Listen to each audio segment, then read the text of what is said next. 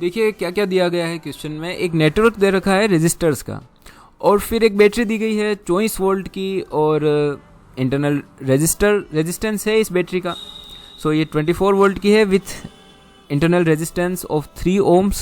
The current through the resistors R4, R5, RI4 and I5. तो चौथा register ये वाला और पांचवा ये वाला, इन दोनों में कितना करंट फ्लो हो रहा है हमें बस ये बताना है।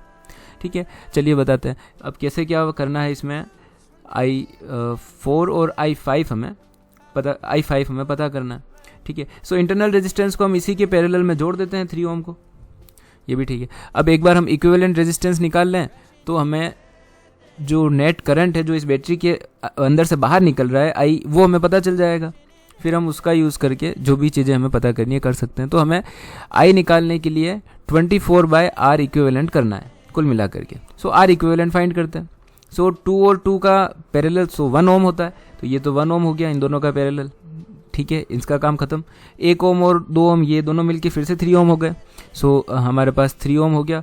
और फिर उसके आगे जो है 20 और 5 का पैरेलल, सो हम कैलकुलेट कर लेते हैं। 20 × 5 डिवाइडेड बाय 20 और 5 होते हैं 25।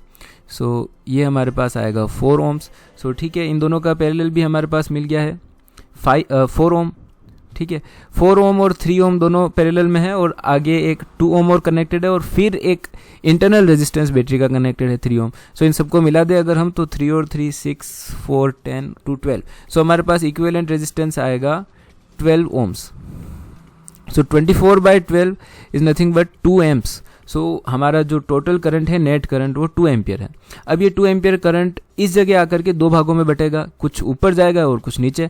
और हमें ये पता है कि जो करंट होता है वो अपोजिट करंट रेजिस्टेंस के अपोजिट रेशियो में बढ़ता है, इन्वर्सली प्रोपोर्शनल होता है करंट। अगर पैरेलल में करंट बढ़ रहा है तो करंट हमेशा कम रेजिस्टेंस पाथ को चुनता है। तो हम ये कह सकते हैं कि I4 और I5 का जो रेशियो है वो इनके रेजिस्टेंस के उल्टा रेशियो हो जाएगा, R5 और R4 के बराबर। और फिर हमारे पास R5 की वैल्यू 5 ओम है और R4 की वैल्यू 20 ओम है।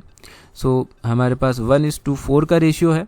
सो I4 जो होगा वो होगा 1/5 into total current which is 2 ampere. So 2/5 तो होगा I4, और जो I5 करंट होगा वो हमारे पास होगा 4/5 मल्टीप्लाइड बाय 2 विच इज़ 8/5। सो हमें ऑप्शन 3 जो है वो करेक्ट है।